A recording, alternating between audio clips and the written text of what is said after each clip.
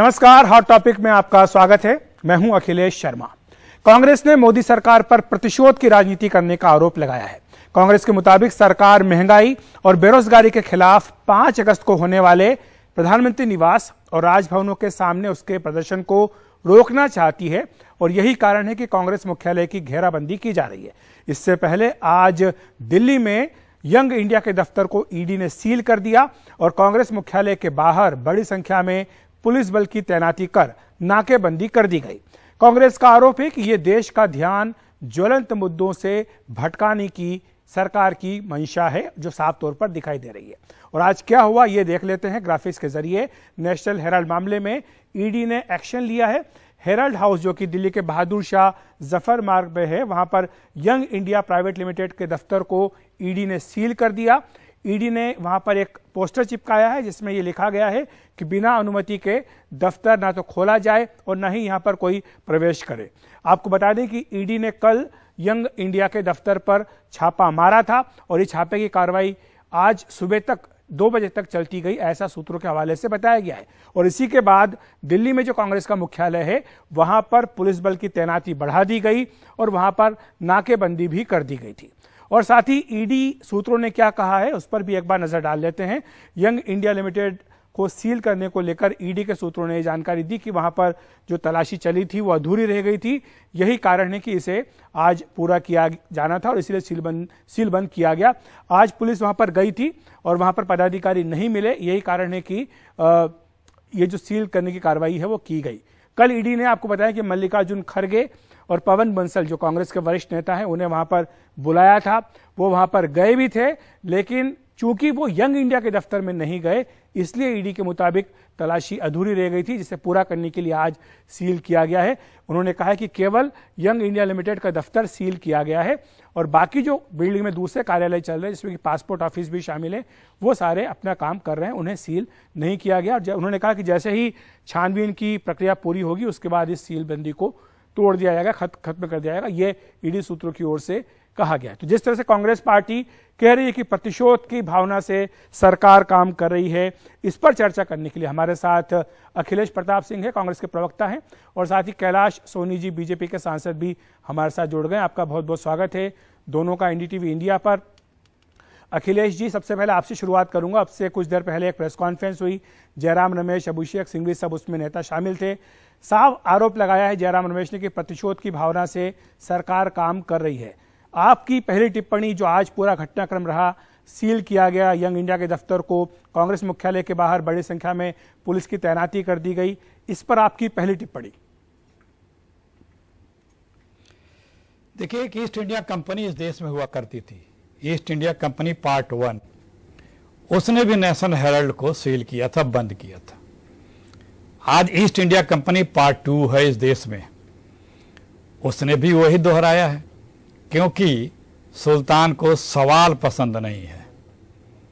जब से ये बीजेपी 2014 से दिल्ली की सत्ता में आई, अटल जी के बाद वाली बीजेपी, फिर दोहरा रहा हूं मैं, अटल जी के बाद वाली बीजेपी, जो इससे असहमत है, असंबद्ध है, जो विपक्ष में है, जो मतभिन्न है, जो विरुद्ध है, उस पे ईडी, सीबीआई, इनकम टैक्स, इन तमाम जो विभाग हैं, जो इस टाइम बीजेपी के एक विभाग के तरफ से, पॉलिटिकल विभाग के तरफ से काम कर रहे हैं, उनके द्वारा पूरे देश में उस विपक्ष की आवाज को, जनता की आवाज को, उस सवाल करने वालों को, जो जनता की तरफ से मीडिया के भाई सवाल करते हैं, उसको दबाने के लिए इनका प्रयोग किया जा रहा है। और ये कोई आरोप नहीं है, ये शाश्वत सत्य है, अखिलेश जी स्थापित सत्य है। कैलाश सोनी जी, जब तक वो आदमी विपक्ष में रहता है, एक सेकंड, जब तक वो आदमी विपक्ष में रहता है,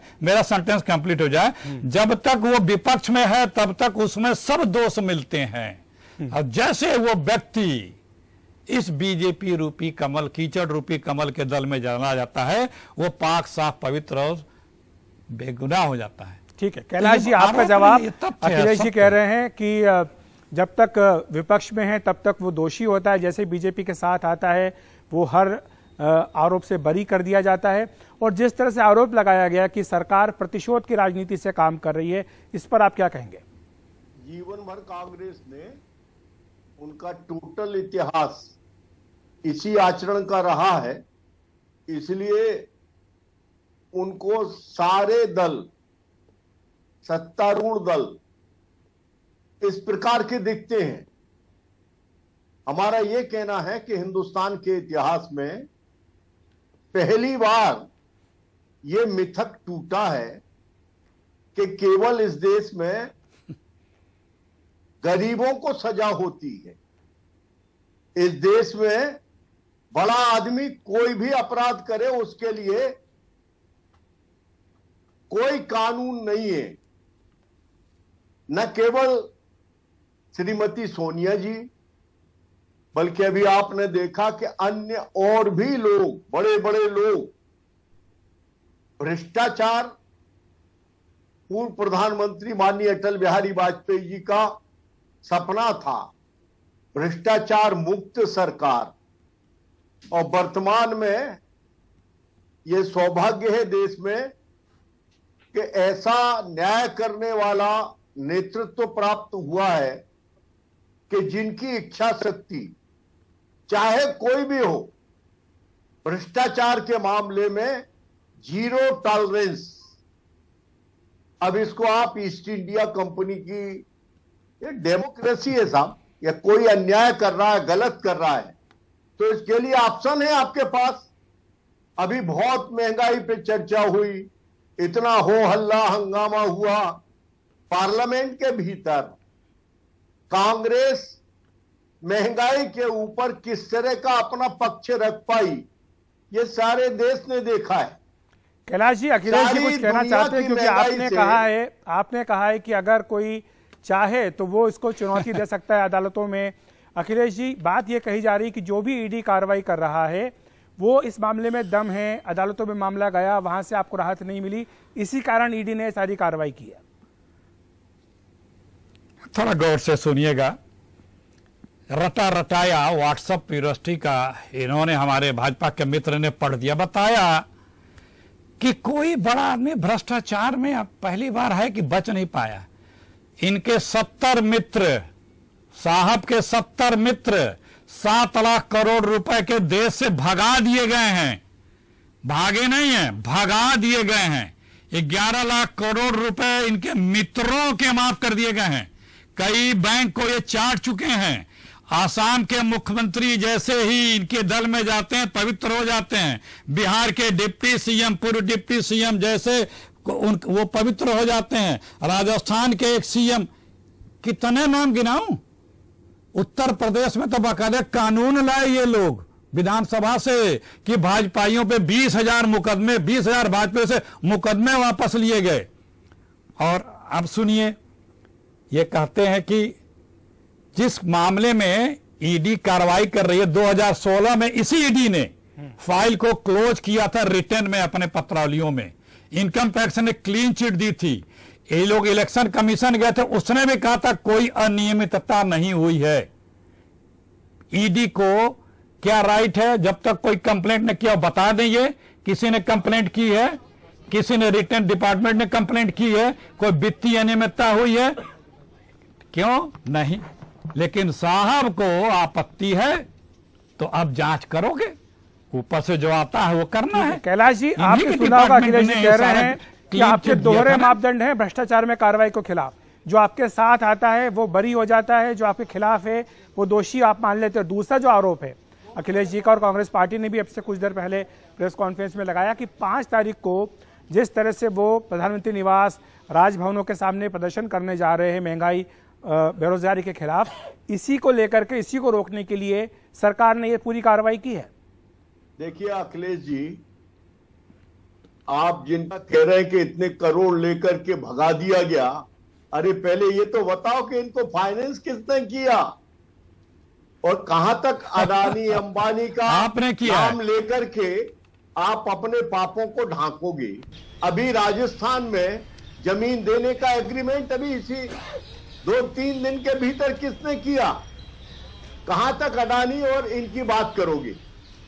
अरे अमेरिका और दुनिया में सब जगह जो करने वाले लोग हैं, टाटा के जो चैरिटेबल कैरेक्टर हैं, ये भी देश के सामने है। पूंजी ही नहीं होगी तो देश चलेगा कैसे?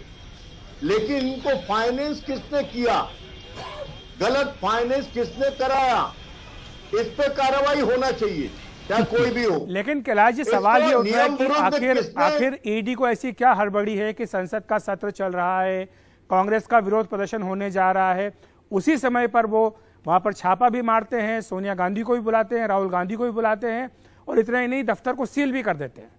ऐसी हड़बड़ी क्यों? शर्मा जी, इस पे तो सुप्रीम कोर्ट का भर्सन आ गया है, प्रवर्तन निदेशालय के। अरे न केवल प्रवर्तन निदेशालय, कांग्रेस को हिंदुस्तान के किसी लोकतांत्रिक इंस्टीट्यूशन पे कोई भरोसा नहीं है। इन्हें इलेक्शन कमीशन पे भरोसा नहीं है, इन्हें सुप्रीम कोर्ट पे भरोसा नहीं है। ये महाभियोग लगाने वाली पार्टी है। ये आपातकाल में 3-3 सुप्रीम कोर्ट के जजेस को सुपरसीड करके, अपने मर्जी को जज को बना करके, रिस्ट्रिक्टिव कानून में संशोधन करके, और ये अपने आप को साफ करने वाले लोग हैं। ठीक है ये अखिलेश जी, इस तरह की बात जी अखिलेश जी आपके पास आना चाहूंगा। जो बात कैलाश जी कह रहे हैं कि अगर मान लीजिए जांच एजेंसी अपनी जांच कर रही है, छानबीन कर रही है, तो आखिर दिक्कत क्या है? जांच पूरी हो जाने दीजिए, दूध का दूध पानी का पानी हो जाएगा। अरे कोई भी कार्रवाई हो, या इमरजेंसी नहीं है। देखिए अखिलेश जी से पूछा है। जी अखिलेश जी सुनिए, देखिए कोई जवाब जब नहीं रहता है, सब्जेक्ट से बाहर का सवाल मैंने कर दिया ना बीजेपी के अपने मित्र से, तो जवाब नहीं है। अरे कोई कंप्लेंट होगी तब उस पर तो जांच होनी चाहिए। हम लोगों ने तो कहा तुम लाइव टेलीकास्ट कर दो, जो जांच कर रहे हो, पूछताछ कर रहे हो। तुम्हारे में गट्स होता तो कर देते, क्यों नहीं किया? क्योंकि सिर्फ परेशान करने के लिए बुला रहे हो। बताओ ना, आप ही ने तो बंद किया था कि कोई कुछ नहीं है अनियमितता। ईडी ने ही बंद की थी, इनकम टैक्स ने बंद किया था, इलेक्शन कमीशन ने रिपोर्ट दी थी। बीजेपी वाले उदाहरण देते हैं नरेंद्र मोदी का कि जब वो गुजरात के मुख्यमंत्री थे तब उन्हें एसआईटी ने बुलाया, वो गए, अकेले गए, वहां कोई विरोध प्रदर्शन नहीं हुआ, वहां कोई भीड़ नहीं लगी, कोई नारेबाजी नहीं हुई, उन्होंने जांच का सामना किया। उसके बाद जब जांच पूरी हुई तो नतीजा सबके सामने आया। पहले देखिए, अच्छा प्रश्न उठा दिया आपने। पहली बात ये जान लीजिए, आपके माध्यम से देश भी जान ले कि मोदी जी, अमित शाह जी को किसी एजेंसी ने कभी नहीं बुलाया। किसी ने कंप्लेन, हाई कोर्ट और सुप्रीम कोर्ट में जो लोग गए उस पे ऑर्डर हुआ था।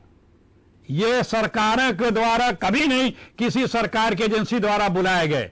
ये अच्छा किया आपने प्रश्न उठा करके, ये आज मुझे क्लियर करने को, लोगों को जो लोग गुमराह होते हैं बीजेपी से, वो जान लें कि सुप्रीम कोर्ट और हाई कोर्ट ने उन्हें बुलाया था। और ये सारे लोग वॉल राइटिंग किए, धरना प्रदर्शन करने का प्रयास किए, लेकिन अटल जी, मैंने पहले कहा अटल जी के बाद की बीजेपी, अटल जी जो बयान दे चुके थे कि राष्ट्र धर्म ने निभाए तो अपना किया खुद तुम्हें फेस करना होगा। ठीक है अखिलेश जी, माफी चाहता हूं, मेरे पास समय की कमी है। तो इन्होंने सारा किया था, समय की कमी है। मैं कैलाश जी जवाब ले लेता हूं। आपने जो बात कही है कैलाश जी, वो साफ तौर पर कह रहे हैं कि जो भी जांच का सामना किया, नरेंद्र मोदी ने किया हो या अमित शाह ने किया हो, वो ये कह रहे हैं कि किसी जांच एजेंसी की ओर से नहीं आया था, बल्कि कोर्ट में वो गए थे और उसके बाद एसआईटी की जांच हुई थी। तो इस पर जो बीजेपी वाले कहते हैं, बार बार तुलना करते हैं दोनों मामले की, इस पर अखिलेश जी ने अपनी बात रखी है। पहली बात Akhilesh ji, supreme court, high court, इनने जनहित के, जन सरोकारों के कितने मामले जिन पे सुई मोटो जो है कॉग्निजेंस लिया है, इसमें क्या दिक्कत है? और निर्णय कोई भी हो जाए। गुजरात में नरसंहार हुआ था, गुजरात में नरसंहार हुआ था, गुजरात के लोग गए थे, बहुत गंभीर प्रकरण था उस समय का। अलग से गुजरात के हाईकोर्ट खामोश रहती, गुजरात के मसले पे एक अलग से डिबेट, उसी मसले में बुलाए गए थे। हाई कोर्ट और सुप्रीम, अरे उन्हीं सब मसलों में बुलाए गए थे। किस तरह से मिसयूज किया है कांग्रेस ने हाई कोर्ट और सुप्रीम कोर्ट को, ये अच्छा, का किस तरह ये नोट किया जाए, ये नोट किया जाए, ये नोट किया जाए। सुप्रीम कोर्ट पे आरोप लगा रहे हैं, ये जो मैनुअल है, ये हमारी न्यायपालिका पे आरोप लगा रहे हैं, लागू न किया जाए। ये क्या एनडीटीवी इनके आरोपों से सहमत है? उनके हिसाब ये से क्या एनडीटीवी इनके आरोपों दोनों से सहमत दोनों है अगर कि एक साथ सुप्रीम बोलेंगे कोर्ट अखिलेश जी तो ना मुझे गबन सुनाई किया देगा जाता ना है? दर्शकों को सुनाई देगा। जज के यहाँ भेजा बहरहाल मैं जाए। माफी चाहता हूं, मेरे पास समय इतना ही है। आपका बहुत बहुत शुक्रिया कैलाश जी, अखिलेश जी हमारे साथ जुड़ने के लिए। और आज ये जो बात हुई है, प्रतिशोध की राजनीति की बात कांग्रेस पार्टी अपनी ओर से उठा रही है। यंग इंडिया का दफ्तर है, उसको सील किया गया है ईडी की ओर से, और ईडी ने यह भी कहा है कि आगे भी इस मामले में जैसे ही कांग्रेस के वरिष्ठ नेताओं से बात हो जाएगी, उसके बाद इस सील बंदी जो की गई इसको हटाने की बात ईडी की ओर से की गई है। हॉट टॉपिक में फिलहाल हम एक ब्रेक ले रहे हैं। यंग इंडिया का दफ्तर सील होने के बाद कांग्रेस ने मोदी सरकार पर तीखा हमला बोला है। कांग्रेस नेताओं ने एक प्रेस कॉन्फ्रेंस कर कहा कि 5 अगस्त को महंगाई के खिलाफ होने वाले प्रदर्शन को रोकने के लिए सरकार डराने और धमकाने की राजनीति कर रही है। एक प्राचीन कहावत है, विनाश काले विपरीत बुद्धि।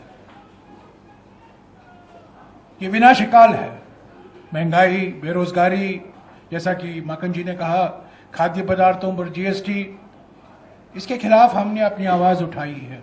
गृह मंत्री और जो गृह मंत्री जो कब्जा है दिल्ली पुलिस, दोनों साथ मिलकर यहां जो पुलिस बल आए हैं हमारे पार्टी के सामने, हमारे दफ्तरों के सामने, हमारे नेताओं के घर के सामने, ये बिल्कुल साफ है कि प्रधानमंत्री भय की राजनीति, प्रतिशोध की राजनीति, धमकी की राजनीति में विश्वास रखते हैं।